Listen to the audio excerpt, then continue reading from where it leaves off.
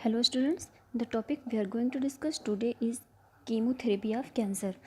Students, आज आपको हम कैंसर की कीमोथेरेपी के बारे में बताएंगे। स्टूडेंट्स, आप तो कैंसर के बारे में तो जानते ही होंगे। ये हमारे यहाँ बहुत ही ऐसी डिज़ीज़ है कि लोग इससे बहुत परेशान हैं। तो इसका इंट्रोडक्शन देख लीजिए, कैंसर होता कैसे है। कैंसर आर न्यूप्लाज्म, इसको हम न्यूप्लाज्म बोलते हैं। न्यू मतलब नई, प्लाज्म मतलब ग्रोथ। कोई जब नई सेल में कोई नई ग्रोथ होती है तो उसे हम न्यूप्लाज्म बोलते हैं। Cancer or neoplasm is abnormal and uncontrolled growth or cell division. तो स्टूडेंट्स, आप इससे समझ ही सकते हैं कि जो कैंसर होता है, हमारा जो नई ग्रोथ होती है वो हमारी एबनॉर्मल हो जाती है। एक नॉर्मल तरीके से हमारी जो ग्रोथ होती है वो नहीं होती है, एबनॉर्मल हो जाती है और कंट्रोल्ड में नहीं होती है, अनकंट्रोल्ड ग्रोथ। उसमें लगातार उसमें डिवीज़न चलता रहता है, सेल डिवीज़न होता रहता है और बहुत सारी ग्रोथ बनती रहती हैं। तो लास्ट में ये जा कर के हमारी एक मैलिग्नेंट ट्यूमर बना लेते हैं। जब बहुत सारे सेल्स इकट्ठा हो जाती हैं, अनकंट्रोल्ड ग्रोथ हो जाती है सेल्स की, डिवीज़न बहुत ज़्यादा लगातार होता रहता है, तो ये एक मैलिग्नेंट ट्यूमर का रूप ले लेते हैं। एक छोटा सा स्ट्रक्चर मैंने बनाया, इसमें एक नॉर्मल सेल मैंने दिखाया है। जो कैंसर सेल है ये पहले तो दो सेल्स में डिवाइड हो रही है, फिर ये डिवीज़न हमारा 4 में हो रहा है, 4 से और भी ज़्यादा में हो रहा है, फिर लास्ट में आप देख रहे हैं कि ये डिवीज़न होते होते बहुत ज़्यादा ही अनकंट्रोल्ड डिवीज़न होता जा रहा है, जिससे हमारी एक नई ग्रोथ बन जा रही है, जिसको हम ट्यूमर बोलते हैं। लास्ट में यही हमारा कैंसर का रूप ले लेता है। तो स्टूडेंट्स, आप समझ सकते हैं कि कैंसर होता क्या है। हमारी सेल के का अनवांटेड ग्रोथ होता है। ओके, इसका ट्रीटमेंट ऑफ कैंसर का हम ट्रीटमेंट कैसे करते हैं, इसके लिए आप सबसे ज़्यादा फेमस है कि कीमोथेरेपी कराते हैं। ओके, रेडियोथेरेपी कराते हैं। तो कीमोथेरेपी होता क्या है। Chemotherapy is made up of 2 words, ये 2 वर्ड से मिलकर के बना होता है, कीमो एंड थेरेपी। तो कीमो का मतलब क्या आता है, कोई केमिकल है, और थेरेपी मतलब ट्रीटमेंट। जब किसी केमिकल से हम ट्रीटमेंट करते हैं उसे हम कीमोथेरेपी बोलते हैं। So chemotherapy is therapy of treatment method use for controlling the excessive growth of cancerous cell. तो कीमोथेरेपी वह थेरेपी होती है जो हम कैंसर के ट्रीटमेंट में यूज़ करते हैं, जो कंट्रोल करती है excessive growth of cancer cell. Cancer cell की एक्सेसिव ग्रोथ जब होती है तो उनको कंट्रोल करने के लिए हम कीमोथेरेपी का यूज़ करते हैं। नेक्स्ट है radiotherapy. Radiotherapy use of high doses of radiation to kill cancerous cells. Radio मतलब हमारे जो रेडिएशन होते हैं उनके द्वारा जो थेरेपी की जाती है उनको हम रेडियोथेरेपी बोलते हैं। तो इसमें बहुत ही हाई रेडिएशन दिया जाता है और उनसे कैंसर की जो सेल्स होती हैं उनको हम किल करने का काम करते हैं। नेक्स्ट है स्टूडेंट्स सर्जरी। सर्जरी भी हमारा एक प्रोसेस है कैंसर के लिए।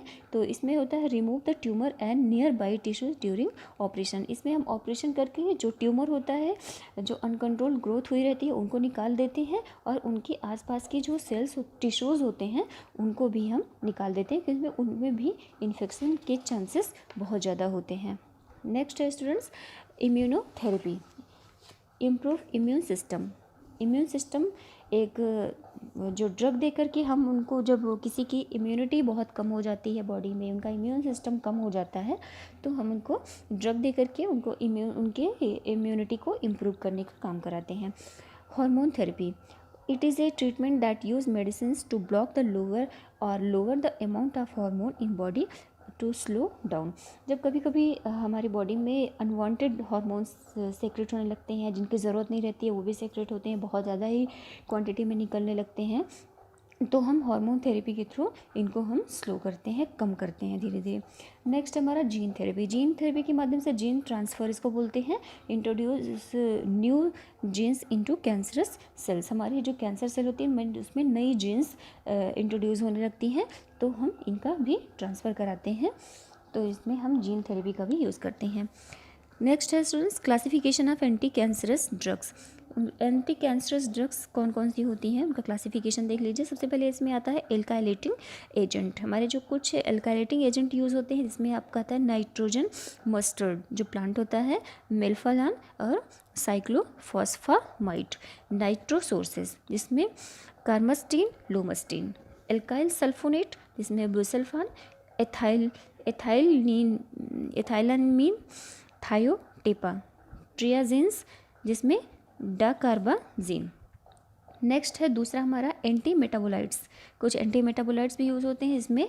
फोलेट एंटागोनिस्ट जिसमें मीथोट्रेक्सेट आती है, ये हमारी ड्रग है। प्यूरिन एनालॉग्स, प्यूरिन एनालॉग्स में 6 मरकप्टोप्यूरिन और 6 थायोगुआनिन, ये ड्रग हमारी यूज़ होती है। पायरिडिन एनालॉग, पायरिडिन एनालॉग में 5 फ्लोरो यूरोसिल, नेक्स्ट है फ्लॉक्सियूरिडिन और नेक्स्ट साइटाराबिन। नेक्स्ट है नेचुरल प्रोडक्ट्स। कुछ नेचुरल प्रोडक्ट्स होते हैं जिसमें हमारे कुछ प्लांट्स, कुछ antibiotics, hormones, enzymes, biological response देने वाले मॉडिफायर, ये भी यूज़ होते हैं। तो उसमें प्लांट जो होता है उसमें विनका अल्कोलाइड आती है जिसमें हमारे विनक्रिस्टिन एंड विनब्लास्टिन होते हैं, और पोडोफाइलोटॉक्सिन, ये हमारे प्लांट के प्रोडक्ट यूज़ होते हैं। एंटीबायोटिक है जिसमें एक्टिनोमाइसिन डी और doxorubicin, bleomycin, mitomycin C. Hormone and anti hormones जो होते हैं ड्रग, उसमें प्रेडनिसोन, एथिनाइल, एस्ट्राडायोल, टैमोक्सिफिन, ये ड्रग हमारी यूज़ होती हैं। कुछ एंजाइम्स होते हैं एल एस्पार्जिनेज, बायोलॉजिक रिस्पॉन्स मॉडिफायर, इसमें इंटरफेरॉन्स यूज़ होते हैं जो हमारे alpha beta and gamma category के होते हैं। कुछ मिसलेनियस एजेंट यूज़ होता है जिसमें हमारा आता है सिस्प्लांटिन, हाइड्रोक्सीयूरिया एंड प्रोकार्बाजीन। नेक्स्ट स्टूडेंट्स, इसका मोड ऑफ एक्शन आप देख लीजिए। इसका मोड ऑफ एक्शन जो होता है इसमें आप देख लीजिए purine synthesis, pyrimidine synthesis, 2 synthesis होती है जो कन्वर्ट होती है राइबोन्यूक्लियोटाइड में। राइबोन्यूक्लियोटाइड हमारी कन्वर्ट होती है डीऑक्सी राइबोन्यूक्लियोटाइड में। ये हमारा ये जो कि डीएनए में कन्वर्ट होता है, डीएनए से आरएनए में कन्वर्ट होता है। आरएनए हमारी प्रोटीन की सिंथेसिस बना लेती है, और ये प्रोटीन की सिंथेसिस हमारे कुछ किसकी वजह से होती है, कुछ एंजाइम्स और माइक्रोट्यूब्यूल्स की वजह से। माइक्रोट्यूब्यूल्स क्या होते हैं, ये हमारे साइटोस्केलेटन के एक पार्ट होते हैं जो हेल्प करते हैं हमारे जो सेल्स होती हैं उनको मेंटेन करने के लिए और उनको सपोर्ट प्रोवाइड करने के लिए माइक्रोट्यूब्यूल्स हमारे यूज़ होते हैं। अब स्टूडेंट्स में देख लिए जो पेंटोस्टाटिन जो हम ड्रग हमने लिया है वो क्या करते हैं, इनहिबिट एडेनोसिन डीएमाइनेज, ये प्यूरिन की सिंथेसिस को ही रोक देती है जिससे हमारा आगे का प्रोसेस बंद हो जाता है। मीथोट्रेक्सेट अगर ड्रग हम देते हैं तो राइबोन्यूक्लियोटाइड की सिंथेसिस को रोकता है जिससे हमारा ये डीऑक्सीराइबोन्यूक्लियोटाइड नहीं कन्वर्ट होता है, फिर डीएनए नहीं बनेगा, आरएनए नहीं बनेगा और कोई प्रोटीन की सिंथेसिस नहीं होगी, तो हमारी आगे सेल्स ग्रो नहीं कर पाएंगी। नेक्स्ट है साइटाराबिन, ये हमारी इनहिबिट करती है डीएनए पॉलीमरेज को, जिससे हमारे डीएनए के बाद की प्रोसेस बंद हो जाती है। एल्काइलेटिंग एजेंट अगर हम देते हैं तो ये भी हमारे डीएनए की प्रोसेस को रोकने का काम करती है। ओके, विनका एल्कोलाइड है तो ये हमारे इनका फंक्शन होता है इनहिबिट द माइक्रोट्यूबुल्स को ये इनहिबिट करते हैं जिससे हमारी सेल्स को कोई सपोर्ट नहीं मिल पाता है। ओके स्टूडेंट्स, नेक्स्ट है एल्काइलेटिंग एजेंट को आप देख लीजिए। Alkylating agent are reactive to DNA and cellular protein that the primary mode of action is mostly through cross linking of DNA strand inhibiting replication of the DNA and transcription of to RNA. तो students, आपको मैंने alkylating agent के बारे में पहले ही बताया था जो हमारी क्या करती है, डीएनए की प्रोसेस को डीएनए के जो स्ट्रैंड होते हैं उनको इनहिबिट करती है जिससे हमारे डीएनए का रेप्लिकेशन आरएनए में नहीं हो पाता है। आरएनए में नहीं बन पाता है तो इसमें हमारी प्रोटीन की सिंथेसिस नहीं होगी, और प्रोटीन की सिंथेसिस अगर नहीं होती है तो हमारा नया कोई भी इन्फेक्शन या कोई भी बैक्टीरिया ग्रो नहीं करेगा।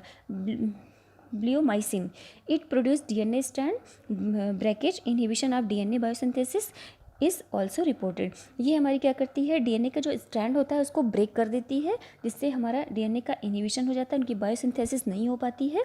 इसको हम इसमें ऐसा रिपोर्ट किया गया है।